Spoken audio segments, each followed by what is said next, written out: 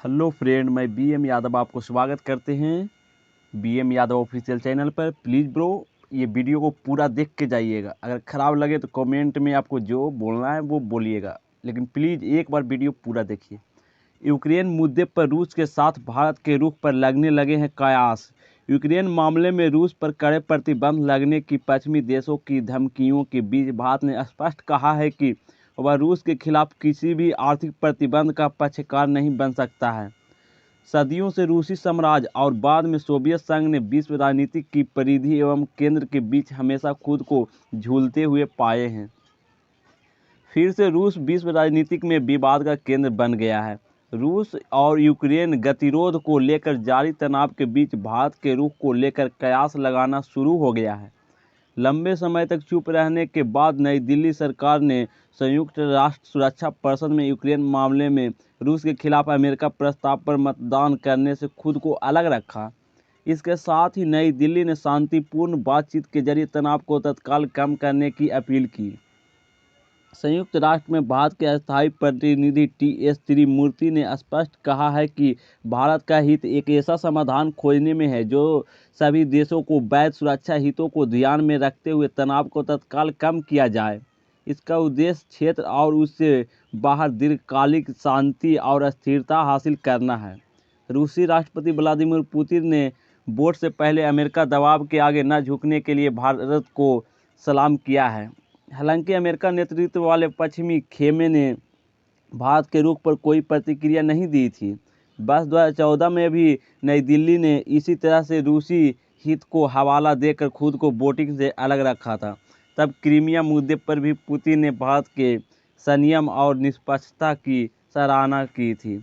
Moscow ने भारत के रुख की सराहना करते हुए कहा है कि दोनों देश अन्य देशों के घरेलू मामलों में हस्तक्षेप न करने के लिए प्रतिबद्ध है। यूक्रेन मामले में फोन आ गया था यार। यूक्रेन मामलों में आर्थिक प्रतिबंध का पक्षकार नहीं बन सकता है। भारत का बयान मॉस्को के साथ करीब गठबंधन का प्रमाण है। सभी पक्षों के वैध सुरक्षा हितों के उल्लेख का मतलब यह था कि मॉस्को को अपने निकट पड़ोस में नाटो की उपस्थिति को लेकर गहरी सुरक्षा चिंताएं थीं। इसके अलावा नई दिल्ली ने पूरे बयान में यूक्रेन की सीमा पर रूसी सैन्य जमावड़े के बारे में उल्लेख नहीं किया गया था।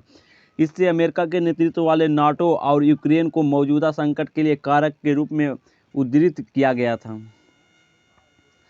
रूस भारत के लिए क्यों मायने रखता? असल में नई दिल्ली मॉस्को के साथ अपने विश्वसनीय और वर्षों से परखी हुई साझेदारी को खतरे में नहीं डालना चाहता है। भारत के सैन्य आपूर्ति का लगभग 60% रूस निर्मित। साफ है कि मॉस्को को अलग थलग करने का जोखिम भारत नहीं उठा सकता है, खासकर तब जब भारत और चीनी सैनिकों के बीच पूर्वी सीमा पर गतिरोध बना हुआ है। नई दिल्ली की रणनीतिक गणना यह संकेत देती है कि वह रूस के आंतरिक मामलों में संलिप्त नहीं होना चाहती है। बदलते हुए भू राजनीतिक माहौल में मॉस्को और नई दिल्ली ने अपनी अपनी रणनीतिक स्वायत्तता बढ़ाई है। दोनों ने विश्व मंचों पर क्षेत्रीय अखंडता और राजनीतिक स्वच्छता की रक्षा करने में महत्वपूर्ण भूमिका निभाई है। सोवियत संघ के दौरान भारत और रूस जो कश्मीर को भारत का आंतरिक मामला बताता था कि दोस्ती अंतर्राष्ट्रीय रणनीति में अभूतपूर्व थी। बेशक अब समय बदल गया है। दोनों देश अपने अपने सामरिक मुद्दों को नई वास्तविकताओं के अनुसार चला रहे हैं। पुरानी सोवियत संघ के दौरान भारत और रूस जो कश्मीर को भारत का आंतरिक मामला बताया था कि दोस्ती अंतर्राष्ट्रीय रणनीति में अभूतपूर्व थी। बेशक अब समय बदल गया है। दोनों देश अपने अपने सामरिक मुद्दों को नई वास्तविकताओं के अनुसार चल रहे हैं। पुरानी कहावत अब भी याद दिलाती है कि कोई अस्थायी मित्र नहीं होता, केवल हित अस्थायी होता है। साझा सुरक्षा चिंताओं ने दोनों देश को जोड़ा था और भविष्य में भी दोनों को करीब ला सकता है। भारत ने अपनी सेना के लिए एक के 203 राइफल बनाने के लिए रूस के साथ 60,000 करोड़ डॉलर की संयुक्त उद्यम समझौता किया गया था। इन सौदों के साथ रूस भारत के प्रमुख हथियार आपूर्तिकर्ता के रूप में शीर्ष पर है। दोनों देश एक और दशक के लिए सैन्य प्रौद्योगिकी सहयोग समझौते का विस्तार करना चाहते हैं, जो अमेरिका को संभवतः अच्छा नहीं लगेगा। इस पृष्ठभूमि में नई दिल्ली ने हाल के दिनों में संयुक्त राष्ट्र में कई बार रूस के संगठन और गठबंधन का मतदान किया था। नए भू राजनीतिक रुझानों को समझने के लिए दोनों पक्षों द्वारा व्यवहारिक लचीलेपन का आनंद लिया जा रहा है।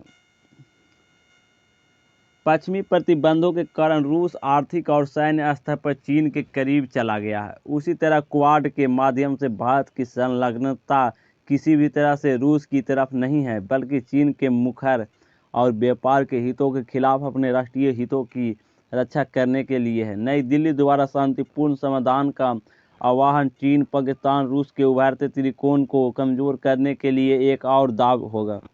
हिंद प्रशांत क्षेत्र की बढ़ती प्रमुखता के कारण मॉस्को और नई दिल्ली के बीच मतभेदों की एक श्रृंखला उभरी है। नई दिल्ली का मानना है कि चीनी खेमे की तुलना में मॉस्को को अपने खेमे में रखना बेहतर है। रूस ने न केवल क्षेत्रीय बल्कि वैश्विक मामलों में भी भारत के उदय और महत्व को स्वीकार किया था।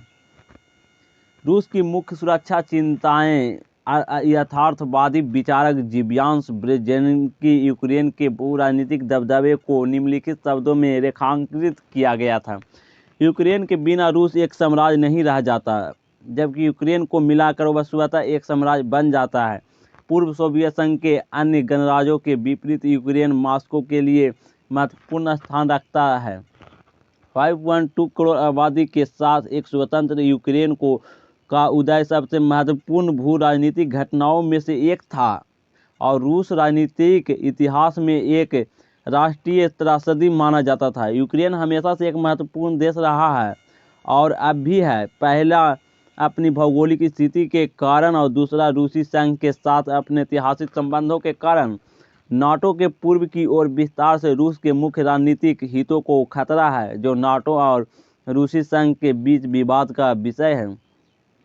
रूसी राष्ट्रपति व्लादिमीर पुतिन ने बार बार आरोप लगाया है कि पश्चिम ने हमसे कई बार झूठ बोला है, पीठ पीछे फैसले लिए हैं। यह नाटो के पूर्व में विस्तार के साथ हुआ है। साफ है कि रूस की भू राजनीतिक स्थिति ने रूस नीति निर्माताओं के लिए संलग्न है। और भाई वीडियो समाप्त हो गया है। जो भी वीडियो की देख रहे हैं भाई, वो कृपया लाइक, शेयर और सब्सक्राइब करके ही जाएं। और BM यादव की तरफ से प्रणाम आप सबको।